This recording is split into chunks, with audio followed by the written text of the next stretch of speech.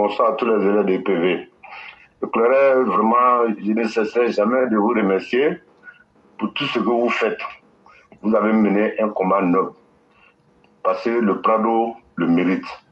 Aujourd'hui, quand on regarde le vieux, il doit nous faire pitié avec tout ce qu'il fait pour la nation, avec tout ce qu'il a fait pour la Côte d'Ivoire. Vraiment, si on ne peut pas le honorer, on n'a pas besoin de le dénigrer. Il ne le mérite pas. C'est un grand homme, c'est un homme d'État. Et puis là, je voulais renchérir au propos de l'intervenant qui est passé tout de suite. Il faut que ça s'arrête parce qu'on ne veut pas hypothéquer notre avenir et hypothéquer celui de nos enfants qui arrivent derrière nous. Nous avons mené un combat. Et si ce combat doit tomber à l'eau, franchement, je sais qu'on aura tous des regrets. Et que Dieu nous épargne. Et je vais dire aux gens qui disent qu'ils veulent mettre la Côte d'Ivoire à feu et à sang, que nous ne serons jamais à leur merci. On va les attendre à tous les coups, parce qu'on ne peut plus revenir en arrière. Il faut qu'on avance. On est sorti d'un trou. Et aujourd'hui, le vieux s'est battu pour faire remonter la Côte d'Ivoire. Pas jalousie, les gens qui se disent ivoiriens, qui se disent patriotes s'associent aux ennemis pour combattre encore le pays. Tu vois comme ça fait mal. Il faut que ça s'arrête. Il faut qu'on se lève. Sinon, vraiment, on sera dans un regret total. Parce que le combat, tu sais, il y a un langage qui dit que quand tu tues ton chien méchant pour quelqu'un de va te mordre. Ça, c'est ou soi-disant ceux qui le disent opposition. Nous n'allons jamais tuer notre chien méchant pour attendre pour quelqu'un d'autre. Jamais. Et vraiment, ça fait beaucoup d'amertume que je vous appelle pour vous remercier pour tout ce que vous faites pour le Prado. Vous savez, éclairer une petite anecdote. J'ai eu à approcher le Prado. Je vous jure, quand le vieux nous a parlé, il m'a fait pitié. Il dit, mais voilà quelqu'un qu'on combat. Même sa parole, sa parole ne pique pas. Ça dit, elle est tellement douce. Quand il te parle, il te fait pitié. Et voilà quelqu'un que tout le monde s'acharne sur lui. Il faut l'honorer de son vivant. Et aujourd'hui, mon inquiétude aujourd'hui, on devait prier, pour dire aux gens de prier pour le Prado, pour qu'il y ait une longue vie et santé. Parce qu'aujourd'hui, c'est le seul, tous ceux qui combattent aujourd'hui, c'est lui seul qui les gêne. Donc, que Dieu lui donne une longue vie, que Dieu vous donne une longue vie, que Dieu nous donne tous une longue vie et santé. Pour que nous, demain, nous soyons fiers d'avoir mené un combat pour quelqu'un qui avait une vision pour la Côte d'Ivoire. En 80, on a fait une meeting à Yopougon, où j'étais avec des amis.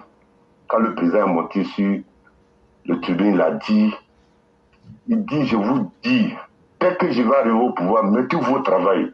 Mon ami m'a dit, ce que le vieux a dit, c'est compris. Il dit, parce que je n'espérais pas les trucs qui sont, ça dit, la facilité. Ça m'a donné à réfléchir. C'était à Figaro. Vraiment, je vous remercie beaucoup. J'avais beaucoup à dire, mais compte tenu de la situation, je vais m'arrêter là. Merci beaucoup. Vraiment, c'est nous aussi qui vous disons merci. Parce que des citoyens comme vous, quand vous sortez pour venir parler, c'est là que nous aussi on s'est dit, ah donc on ne parlait pas dans le vide. Oui, effectivement. Parce que tu peux parler pendant 1000 ans. Mais les gens qui sont dans la situation, les gens qui connaissent le pays, quand eux sortent pour venir te dire ce que tu fais est bon, mais c'est mauvais là, ça doit t'interpeller. Ça vaut aussi que reviennent les remerciements. Mais je peux vous dire une chose, continuons de prier pour le président, continuons de prier pour nous-mêmes. Ce qu'on fait là, on pense que c'est le président qu'on suit, c'est nous-mêmes, c'est notre propre combat qu'on est en train de mener là. Et je vais vous expliquer pourquoi. Je prends une petite période. Tu sais, l'expérience que nous on a vécue là, nos parents qui étaient à l'époque de l'indépendance là, ce qu'eux peuvent rencontrer là, c'est ce qu'ils ont vu avant l'indépendance et puis pendant l'indépendance. Mais nous, Quand tu prends notre époque là, regarde les changements qu'il y a eu dans le monde en 1980. Regarde les changements qu'il y a eu en Afrique en 1990. Regarde, c'est sous notre époque que le mur de Berlin est tombé. C'est sous notre époque que l'Amérique, que tout le monde pensait infranchissable, a été attaquée. La grande Amérique a été attaquée. Ça, c'est vrai. C'est sous notre époque qu'on a vu les armées soviétiques fuir en 98 l'Afghanistan. C'est dans notre époque qu'on a vu l'armée américaine fuir l'Afghanistan en 2022. C'est dans notre époque qu'on a vu un noir devenir président aux États-Unis. C'est dans notre époque qu'on a vu le téléphone. C'est dans notre époque qu'on a vu l'Internet. C'est dans notre époque qu'on voit l'intelligence artificielle. C'est dans notre époque qu'on voit aujourd'hui l'ordinateur quantique. Chers frères, ça fait beaucoup de choses. C'est vrai. Si tu t'assois et puis tu dis, toi, tu veux être un spectateur à tout ça là, ta vie n'aura pas de sens. Ça, c'est vrai.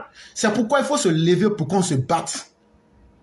C'est aujourd'hui aussi, à notre époque là, que tout le monde peut parler. Au temps des partis uniques, tout le monde ne pouvait pas parler. Mais aujourd'hui, tout le monde peut parler là. Si vous ne venez pas parler pour raconter votre histoire de votre manière, ce sont les autres qui vont raconter et ce qui va rester, c'est ça qu'on va prendre. Tu sais, il y a une histoire qu'on raconte, on appelle ça l'Atlantide. Il y avait un film qu'on appelait Stargate. Ça sortait les samedis soirs sur Abidjan à la télévision. La guerre. La guerre des étoiles. Ouais. Et en général, il parlait de l'Atlantide, l'Atlantide. Mais pour résumer l'affaire rapidement, l'Atlantide, on ne sait pas si ça existait vraiment ou pas, mais c'était une ville où les gens avaient atteint un niveau de développement tellement avancé qu'il a suffi que l'eau vienne. L'eau simplement a détruit leur civilisation. Ils ont tout perdu. Maintenant, on a un politicien, on a un philosophe là, lui s'appelle Platon. C'est lui qui a raconté l'histoire. Il dit quand la ville a été détruite et que lui, il allait en Égypte chez nous là pour apprendre la connaissance là. Les gens lui ont dit que vous avez perdu vos repères. Sinon, vous êtes le peuple de l'Atlantide. Mais une fois qu'un peuple perd sa mémoire, ce peuple-là devient un peuple qui reprend à zéro. Aujourd'hui là, c'est ce que les falsificateurs de l'histoire comme Laurent Gbagbo, c'est ce que ceux qui veulent trafiquer les consciences veulent aujourd'hui crier plus que vous qui avez la vérité.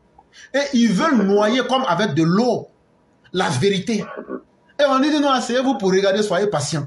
Non, c'est un piège. C'est un piège. On ne s'assoit jamais face à un ennemi qui n'a pas de limite.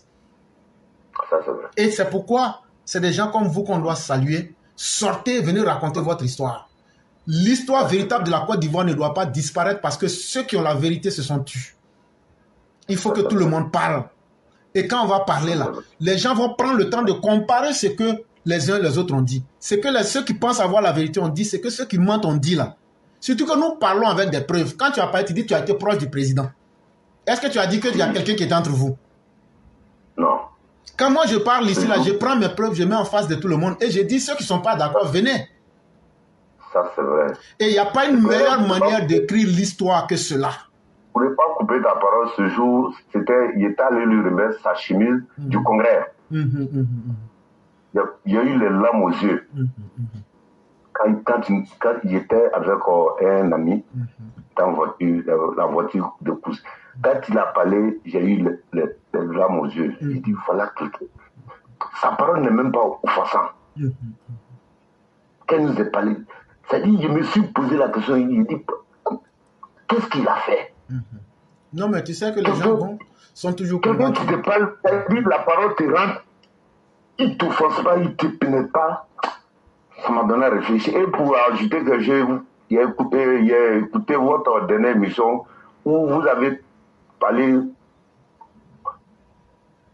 on a dit que le président dit qu'il va mettre le pays ingouvernable. Le clairet, j'ai été vraiment, c'est-à-dire tellement il était content parce que je n'arrivais pas à sortir dans ce petit truc-là. Chaque fois, c'est votre président qui a dit, va faire ça. Mais quand vous avez détaillé, je me suis réveillé, j'étais content.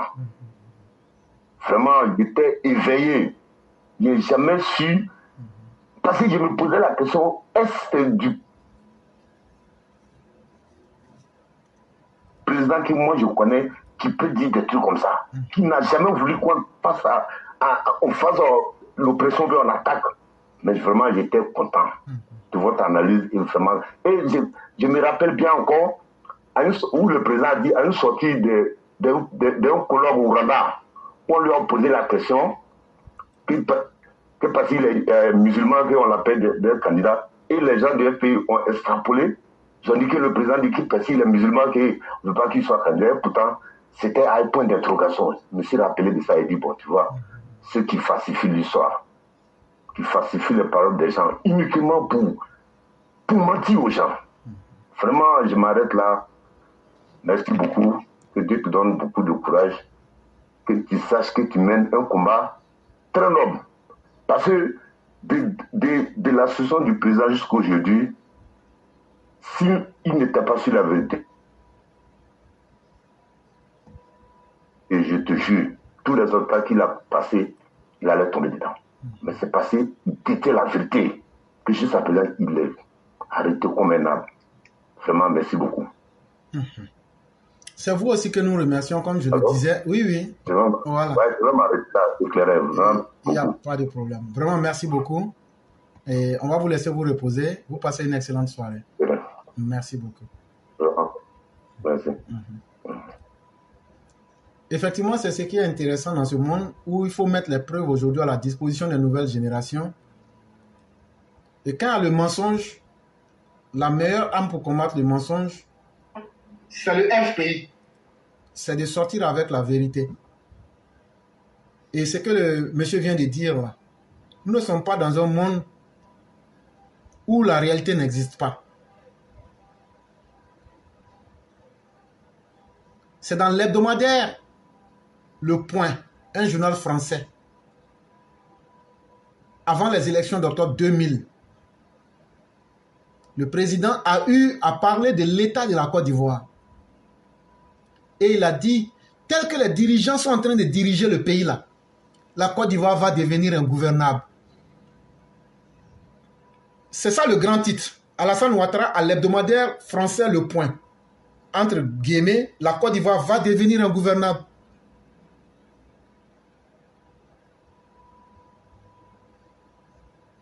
Ça ne veut pas dire que je vais rendre la Côte d'Ivoire ingouvernable. C'était une interpellation. Et ceux qui prennent le temps de lire ce journal-là, le président dit, je préconise une stratégie de résistance et de mobilisation. Mais le pays va devenir ingouvernable. On ne peut pas le gérer en arrêtant des gens tous les jours. En emprisonnant les journalistes et les hommes d'affaires. Il dit à ce rythme-là, le pays va devenir ingouvernable. Les gens se lèvent, ils disent que le président dit qu'il va rendre le pays ingouvernable. C'est malhonnête, ce n'est pas sérieux.